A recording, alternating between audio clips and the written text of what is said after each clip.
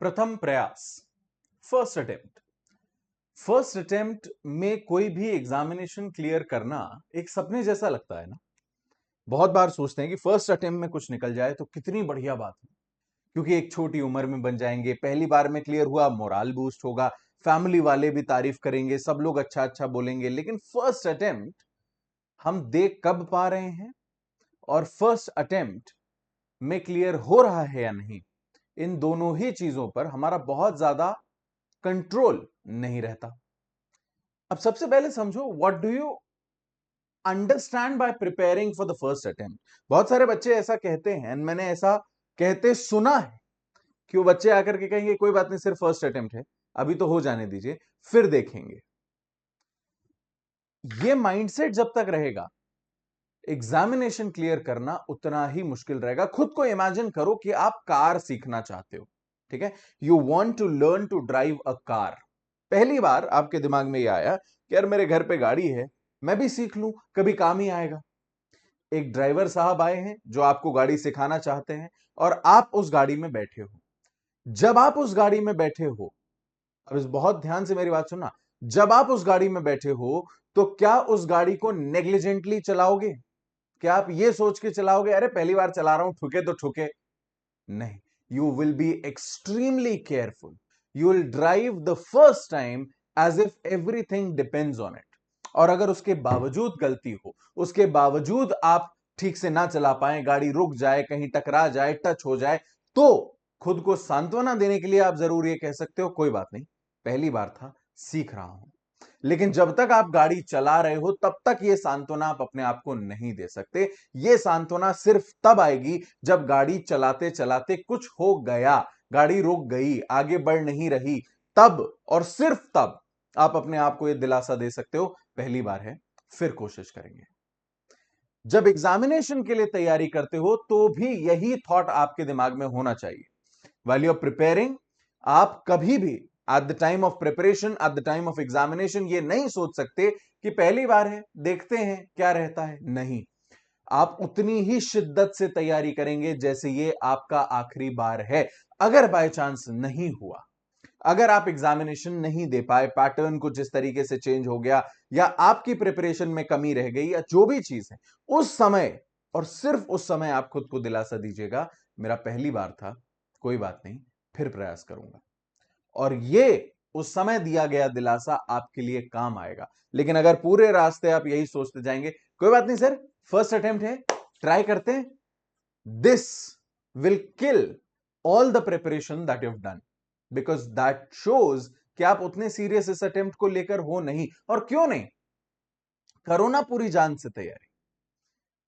आज का वीडियो इस बारे में है कि प्रथम प्रयास यानी कि फर्स्ट अटेम्प्ट में हम इस आरजेएस नाम के एग्जामिनेशन को कैसे क्लियर कर सकते हैं। In the first attempt, how do you clear the Rajasthan judicial services examination? Now before I move forward with the strategy, the plan, let me show you one very basic thing, जो कि यहां पर at Unacademy we are doing. यहां पर हमारा ये offer अभी ongoing है, that is 60% off along with 12 months of extension. You have to use the code KDS, that is an abbreviation of my name, मेरे नाम का शॉर्ट फॉर्म है कनिष्क देवेश शर्मा। यदि इसको यूज करते हैं तो आपके 12 महीने, 18 महीने, 24 महीने जो भी कोर्स है उस पर 60% ऑफ के साथ 12 मंथ्स का आपको फ्री एक्सटेंशन भी मिल जाएगा। अब ये बाकी की आगे की बातें करने से पहले let's come to this strategy. How do you clear this in your very first attempt? और उसका पहला जो मूल मंत्र है वो मैंने आपको बता दिया। Your first attempt is also while preparing your last attempt. अपने दिमाग में यही लेकर के चलना है कि इसके बाद, क्योंकि आप समझो इन एग्जामिनेशंस के बारे में, ये एग्जामिनेशंस अनसर्टेन हैं, इन एग्जामिनेशंस का कोई भरोसा नहीं है। आप अभी इस अटेम्प्ट के लिए तैयारी कर रहे हो, अगला अटेम्प्ट कब हो आपको क्या पता। कई ऐसे स्टेट्स हैं जहां 2-2, 3-3 साल से एग्जाम हुए ही नहीं है, जहां पैटर्न हर साल बदल जाता है। राजस्थान ही फॉर एग्जाम्पल, पिछली बार अगर इसमें 18 सब्जेक्ट्स थे तो इस बार 36 के आसपास सब्जेक्ट्स हैं, double. And these things will eventually affect your preparation. So why not, अगर मुझे इस बार के बारे में पूरी तैयारी है, इस बार मैं पेपर देने की सोच रहा हूं, तो इसी बार करने की कोशिश मैं क्यों ना करूं? तो फर्स्ट अटेम्प्ट को बहुत शिद्दत से लेना चाहिए, लेकिन फर्स्ट अटेम्प्ट तब देना चाहिए। अच्छा, फर्स्ट अटेम्प्ट देने के दो तरीके होते हैं। Let me clarify this also. First attempt देने के दो तरीके होते हैं। एक होता है ट्रायल अटेम्प्ट।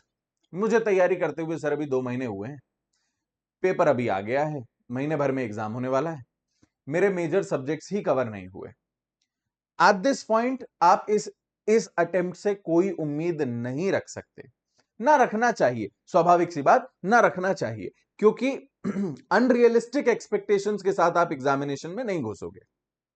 लेकिन अगर आपकी तैयारी ऑनगोइंग है, लेट्स से आप 8-9 महीने 10 महीने से प्रिपरेशन कर रहे हैं, and in the midst of that preparation आपको एक नोटिफिकेशन देखने को मिलती है एंड यू रियलाइज कि 2-3 महीने में एग्जाम हो जाएगा। दैट मीन्स आपकी लगभग साल भर की तैयारी हो चुकी होगी, and at this point you are expected कि आप अपनी तैयारी में इतने आगे बढ़ चुके हों कि आप इस एग्जामिनेशन को अटेम्प्ट कर सकें। ठीक है जी। सो दैट इज समथिंग जिसके साथ आपने आगे बढ़ना है। I am talking about the latter part. मैं वो ट्रायल अटेम्प्ट की बात नहीं कर रहा हूं। उसको अगर दे रहे हो तो इसी माइंडसेट से देना कि भाई एक एक्सपीरियंस मिल जाएगा, देख लेंगे कैसा एग्जाम होता है क्या है। लेकिन ये दूसरा वाला जो दे रहे हो, पूरी शिद्दत से पेपर देना। अब पेपर देने के लिए आपने क्या करना है? आई एम अज्यूमिंग कि आपके पास कुछ समय है। ठीक है, आरजीएस का एग्जामिनेशन कब होगा, व्हेन, इसके ऊपर हम एक सेपरेट वीडियो बना चुके हैं, राइट? एग्जामिनेशन कब होने की संभावना है, उसके बारे में हम यहां पर चर्चा नहीं कर रहे हैं।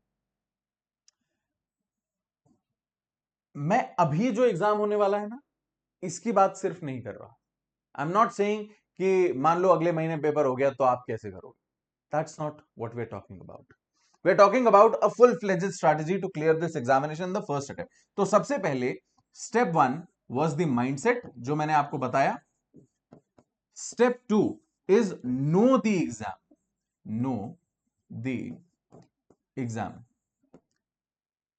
यूट्यूब पर हमारे चैनल पर ही, अभी अनअकैडमी पर ही 4 लाख से ज्यादा बच्चे हैं। उन 4 लाख बच्चों को सेम गाइडेंस मिलता है। They are all getting the same videos जो आप देख रहे हैं। Then what is the difference between you and the other people who are watching this? What is the difference between the persons who get selected and those who miss it even by an inch? देखो, इस बात से फर्क नहीं पड़ता मेरा 1 number से रह गया 10 नंबर से रह गया। फर्क इस बात से पड़ता है, उसका जो असर है वो प्रिपरेशन पर पड़ेगा कि कैसी करनी है। But overall either you have missed it or you have cleared it. This is how examinations are weighed. ठीक है?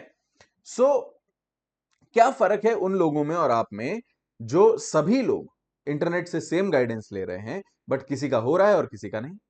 It is understanding the examination. अब हम आपको यहां पर बताते हैं कि एक काम किया करो, प्रीवियस ईयर पेपर्स एक बार देख लो या एग्जामिनेशन पैटर्न समझ लो। And many a times what we do is, हम आपको स्पून फीड भी करते हैं, हम सर्व करके देते हैं बाकायदा आपके लिए बिछा करके कि देखो इससे इतने सवाल आते हैं, इससे इतने सवाल आते हैं, इससे इस टाइप के सवाल आते हैं। हमने आपको सब बता दिया, आपका काम आधा हो गया है।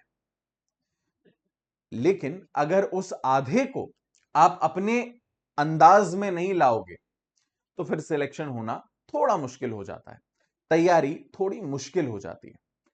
अगर मैं कह रहा हूं नो दी एग्जामिनेशन और मैं आपको कुछ सर्व कर रहा हूं, आंख बंद करके सिर्फ नहीं विश्वास करना, उस चीज को वेरीफाई करो।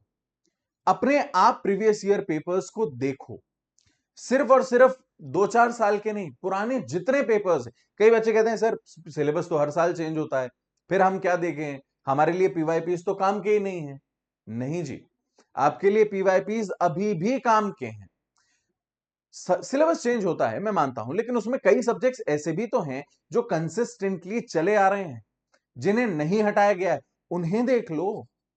अगर वो 10 सब्जेक्ट भी आपने देख लिए तो आपको आइडिया लग जाएगा पेपर सेटर कैसा है, how the paper is being set, and that is where you understand the exam. Because examination जब आप देखते हो, जानने की कोशिश करते हो, तो आप ये जानने की कोशिश करते हो कि जो बना रहा है वो क्या सोच रहा है, कैसे सोच रहा है। उस थॉट प्रोसेस से फिर आप सोचना शुरू करते हो। That is know your exam. How do you know your exam? You understand the examination. हमारे गाइडेंस वगैरह के अलावा मैं बता रहा हूं, पीवाईपीज उठाइए, एंड पीवाईपीज उठाने के बाद अपने खुद के पॉइंटर्स बनाइए, एंड कोशिश ये कीजिए कि उन पॉइंटर्स को आप लिख लें। ये नहीं मैंने स्क्रीनशॉट लेके रख लिया। मैं जानता हूं आपके लिए हुए 90% स्क्रीनशॉट्स आप दोबारा उठा के देखते तक नहीं हो, और ये बात आप भी जानते हो, ठीक है? इस बात में कोई शर्माने वाली बात नहीं, this is actually the truth. कोई भी अगर आप स्क्रीनशॉट लेकर के रख रहे हो, majority of the times you do not pick up and see that. इसलिए हाथ से लिख के रखो 10 पॉइंटर्स हर सब्जेक्ट में। हर सब्जेक्ट में सीपीसी है तो सीपीसी में इस तरीके के सवाल आते हैं, यहां से ज्यादा वेटेज है, यहां से कम वेटेज है, इस पॉइंट से ज्यादा टेक्निकल सवाल आते हैं, इससे थोड़े शैलो आते हैं, इससे कभी नहीं पूछा गया लेकिन इंपॉर्टेंट है, हो सकता है पूछ लें। इन पॉइंटर्स के साथ know your examination. Step number 3 is pick better resources. Pick better resources. The more the merrier हमेशा सही नहीं होने वाला। हमेशा ऐसा नहीं होगा कि ज्यादा किताबें ज्यादा अच्छी हैं। अच्छा, कई लोगों के हिसाब से भी डिफर करता है, पता है? कई सारे बच्चे ऐसे हैं जो कॉन्स्टिट्यूशन के लिए बहुत मोटी मोटी किताबें पढ़ते हैं, यहाँ ये रखी हुई हैं बड़ी बड़ी किताबें मेरे पास, राइट? वीएन शुक्ला, जयन पांडे और ये सब, राइट? कई बच्चे ऐसे हैं जो दुक्की यूज करते हैं, एंड दोनों में सिलेक्शंस हो जाते हैं। सो व्हाट मैटर्स इज कि आपको कहां से ज्यादा बेहतर समझ में आ रहा है, राइट? पॉइंट 1, कहां से ज्यादा बेहतर समझ में आ रहा है, कितना समय आपके पास है, और आपकी क्या कैपेबिलिटी है। क्योंकि कई लोग ऐसे हैं वो दिन के 100 पेज तो पढ़ ही लेंगे। देयर आर सम पीपल जो कहते हैं हम दिन के 100 पेज तो पढ़ ही लेंगे, तो उनके लिए ये बड़ी बड़ी किताबें उतनी बड़ी चीज नहीं रह जाती। 15 दिन ज्यादा से ज्यादा, राइट? 1500 पेज से ज्यादा की थोड़ी है ये किताबें। बैठ करके पूरी पूरी किताब निपटा दी 15 दिन में, and they also understand it. Not every one is the same. I personally am not the same. मैं दिन के 100 पेज नहीं पढ़ता, राइट? और अगर पढ़ता हूं तो मुझे कुछ रोचक चीज चाहिए पढ़ने के लिए। कोई हो सकता है नॉवेल या कोई नॉन फिक्शन में पढूं, लेकिन लॉ की बुक्स में दिन में 100-150 पेज पढ़कर समझकर समझाने वाली स्थिति में तो नहीं होता। मेरे लिए ऐसी किताबें जरूरी होती हैं जो कि इजी लैंग्वेज में लिखी गई। इजी लैंग्वेज में लिखने के लिए बहुत सारे ऑथर्स हैं। मुझे दुक्की तक भी नहीं जाना, जहां कई बार ऐसा भी होता है कि सारी चीजें कवर्ड नहीं है, पर कॉन्ट्रैक्ट के लिए हो सकता है अगर मैं अवतार सिंह नहीं ले रहा तो मैं कैलाश राय ले लूं, राइट? तो इस तरीके के मैं कुछ कुछ चीजें कर सकता हूं। अगर मुझे डेप्थ में जाना है, मेरे पास बहुत समय है, तो फिर मैं पोलॉक एंड मुल्ला रेफर कर लेता हूं कॉन्ट्रैक्ट की, राइट? एंड अगर सेम फॉर द कॉन्स्टिट्यूशन में वीएन शुक्ला रेफर कर सकता हूं, राइट? एमपी जैन रेफर कर सकता हूं, अगर मेरे पास समय है तो। तो आपको यह निर्धारित करना है, भाई मैं 3rd ईयर में हूं, 4th ईयर में हूं, ड्रॉपर हूं, क्या हूं? 3rd 4th ईयर में हो तो आपका फर्स्ट अटेम्प्ट होने में अभी 2 साल है, 2-3 साल है, एंड इन दैट ड्यूरेशन आप आराम से सारी तैयारी इन बड़ी बड़ी किताबों के माध्यम से भी कर सकते हो, if that is what you like. If not, understand what fits you. आपके लिए कौन से रिसोर्सेज बेहतर है, ठीक? एक काम करेंगे, will come up with a fresh video all together कि आरजेएस के लिए अच्छी किताबें कौन सी, और मैं 2 पर्सपेक्टिव में ले लूंगा कि अगर आपके पास समय है तो कमेंट्रीज कौन सी अच्छी हैं, अगर आपके पास समय नहीं है तो अदर बुक्स या छोटी कमेंट्रीज कौन सी रेफर की जा सकती हैं। एक सेपरेट इसका वीडियो ले लेंगे आपके लिए। इन द मीन टाइम अपने आप से सवाल पूछिए कि मेरे पास सारी बेयर एक्ट भी हैं या नहीं। देयर आर स्टूडेंट्स जिन्हें नहीं पता कि बैराक क्या होती है, या कौन से पब्लिशर की लेनी चाहिए, कौन से ऑथर की लेनी चाहिए, कितने टाइप की आती हैं, इस तरीके के questions a lot of students ask. बैराक इस एग्जामिनेशन के लिए आपके लिए सब कुछ है। आपके पास कोई किताब ना हो चलेगा, बैराक ना हो नहीं चलेगा। हर एक सब्जेक्ट की बैराक आपके पास होनी ही चाहिए विदाउट फेल। उसके अलावा बाकी चीजें क्या क्या हम देख सकते हैं वो हमारे समय वगैरह पर निर्भर करने वाला है। तो that is your point number 3, have better resources. Point number 4, which is extremely important, that is plan. बिना प्लानिंग के अगर उठा करके पढ़ना शुरू कर दिया तो उतना ही कोर्स कवर करने में कई बच्चों को 8 महीने भी लगते हैं, कई बच्चों को 2.5 पौने 3 साल भी लगते हैं। कई सारे इंस्टीट्यूशंस भी हैं जो 7-8 महीने में पूरा पूरा कोर्स खत्म करवा रहे हैं, और कई इंस्टीट्यूशंस ऐसे भी हैं जो 3-3 साल तक कोर्स खत्म ही नहीं करवा पा रहे। ऐसे में it is very important for you to make a plan कि भाई मेरा इंस्टीट्यूशन अगर ऐसे मुझे करवा रहा है तैयारी XYZ तरीके से, तो सिर्फ इंस्टीट्यूशन के भरोसे में नहीं हूं, साइमल्टेनियसली मेरी तैयारी कैसी चलनी चाहिए। अगर मेरे इंस्टीट्यूशन में दिन में एक क्लास हो रही है 1 घंटे की और कोई मेजर एक्ट पढ़ाया जा रहा है, तो क्या मैं 24 घंटे में से सिर्फ 1 घंटे पढ़ने वाला हूं जुडिशरी के लिए? क्या उतना पर्याप्त है? मैं बाकी सब्जेक्ट्स खुद से क्यों ना उठाऊं? मैं बैठ करके अपने आप को, 5th पॉइंट जो है, सेल्फ असेस क्यों ना करूं? सेल्फ असेस क्यों ना करूं? Make out time to plan your entire journey. सोच के चलो कि यार मुझे इस एग्जामिनेशन को देना है 1 साल या 11 महीने या 13 महीने, जो भी, उतने टाइम में मैं अपना पूरा कोर्स एक बार तो कम से कम कवर कर लूंगा, अलोंग विद सेल्फ असेसमेंट कि मैं कहां कमजोर हूं और कहां स्ट्रांग हूं। जहां मैं कमजोर हूं, मुझे किसी कमजोरी को अपनी ताकत नहीं बनाना, मुझे किसी को कुछ प्रूव नहीं करना है। मुझे नहीं बताना कि भाई देखा मेरे सीपीसी में मैं फेल हो गया था और मैंने सीपीसी में टॉप कर दिया। कोई नहीं जानना चाहता और उससे कोई फर्क भी नहीं पड़ेगा। व्हाट इज इंपॉर्टेंट इज मेरी कमजोरी ना रहे, ताकत ना बने, मुझे कोई दिक्कत नहीं, मुझे उसमें टॉप नहीं करना, मुझे इतने नंबर लाने हैं कि वो एक रिस्पेक्टेबल फिगर हो जाए एंड उसकी वजह से मेरा स्कोर बहुत ज्यादा ना गिरे। आप 100 में 100 तो वैसे भी नहीं ला पाओगे, राइट? जितना बड़ा सिलेबस है, 100 में 100 तो आपके वैसे भी नहीं आएंगे। तो कम से कम ऐसा ना हो कि 100 में 40 आ रहे हैं, 100 में 30 आ रहे हैं। तो जो आपके कमजोर एरियाज हैं उनको आप कॉन्कर कर सकें, इतना कि वो अब आपकी वीकनेस नहीं, और जो आपकी स्ट्रेंथ है उसको आप इतना स्ट्रांग बना सकें कि वहां से गलती होने की संभावना नेग्लिजिबल रह जाए। That is how you prepare, right? You plan out your entire year, assess yourself and make time to solve questions। सवाल सॉल्व करते जाओ और समझते जाओ। एंड इन सारी चीजों के बीच में अगर कोई चीज है जो एक और बहुत जरूरी है, तो वो है मेंटरशिप। मेंटरशिप मेंटरशिप किसकी? somebody who understands you, somebody who understands you। कई बार ऐसा भी होगा कि आप किसी से मेंटरशिप लेने जाओगे और वो आपको डिमोटिवेट ही कर देगा, बोले यार तुम्हारे बस की नहीं है। वो मेंटरशिप नहीं होती। मेंटरशिप होता है कि आप किसी भी व्यक्ति को सही दिशा दिखा रहे हो, आप उसके लिए चल नहीं रहे उस रास्ते पर, आप उसके पैर पकड़ के नहीं बढ़ा रहे हो, आप उसको सही रास्ता बता रहे हो। हर जगह जहां वो टेंशन में आ रहा है, हर जगह जहां वो गलत चला गया है, आप उसको पोलाइटली घुमा करके ला रहे हो कि बेटा ये रास्ता इधर चलना है, this is the way, right? ऐसा एक मेंटर आपके पास होना चाहिए। अब ये मेंटर आपकी फैमिली में हो सकता है, ये मेंटर आपके कोई भैया दीदी वगैरह हो सकते हैं, हो सकता है उनका जुडिशरी निकल गया, हो सकता है वो कई साल से तैयारी कर रहे हैं। अब आपने अगर वो सीरीज देखी हो एस्पिरेंट्स, उसमें भी एक ऐसे भैया थे, राइट, जो कि सबकी हेल्प कर रहे थे। हालांकि उनका खुद का क्लियर नहीं हुआ था, लेकिन वो इतने समय से क्योंकि प्रयासरत थे और उनको नॉलेज हो गया था, वो सब लोगों की हेल्प कर देते थे।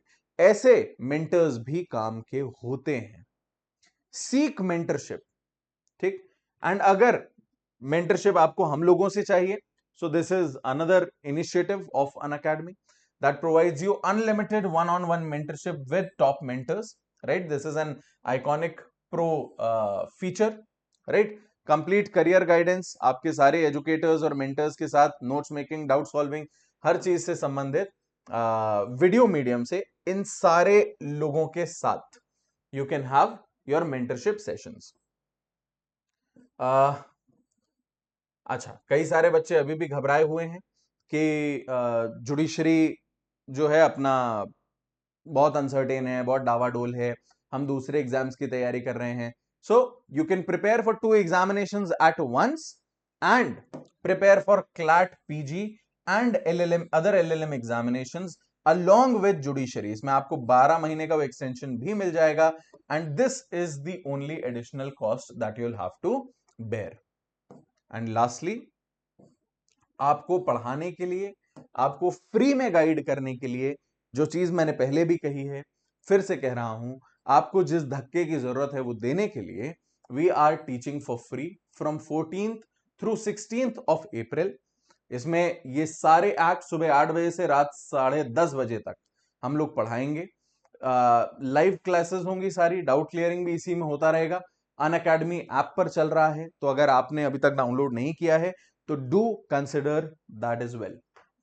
And this is your broad way, this is your broad way. अच्छा, एक लास्ट चीज और मेरे दिमाग से जो स्लिप हो गया था, that is 7, having a good company. Surround yourself with people who want to see you succeed. अपने साथ ऐसे लोगों को रखो या ऐसे दोस्तों को रखो जो आपकी सफलता से, आपकी मेहनत से जले नहीं, आपको डिमोटिवेट ना करें, आपको भटकाएं नहीं। अपने दोस्त बहुत सोच समझकर इस जर्नी में चुने। That becomes a very defining factor of how you sail through this examination. That's all. This is how your first attempt should be. But मेरा जो मेन आइडिया है वो ध्यान में रखना। फर्स्ट अटेम्प्ट मतलब ये नहीं हाँ पहला ही है। फर्स्ट अटेम्प्ट मतलब थिंग्स डिपेंड ऑन इट, मुझे पूरी मेहनत करना है, I can not slack around. लेकिन इफ थिंग्स गो रॉन्ग, तब और सिर्फ तब मैं अपने आप को यह दिलासा दूंगा कि हां पहला अटेम्प्ट था, मैं दोबारा मेहनत करूंगा। Good luck.